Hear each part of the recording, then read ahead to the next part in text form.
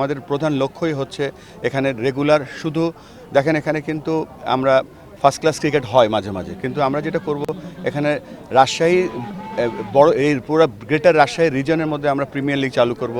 আমরা এখানে cricket activity আরও বাড়াবো, এখানে training and coaching program, umpiring program আরও বেশি বেশি করে বাড়াবো।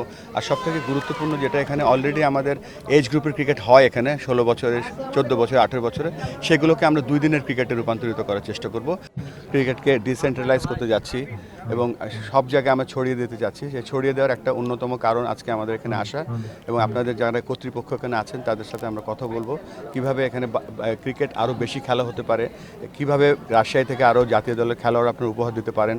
এই গ্রাউন্ডস দেখছেন যে এই গ্রাউন্ডসে এত সুন্দর আউটফিল্ড কিন্তু অনেক দেশে নেই।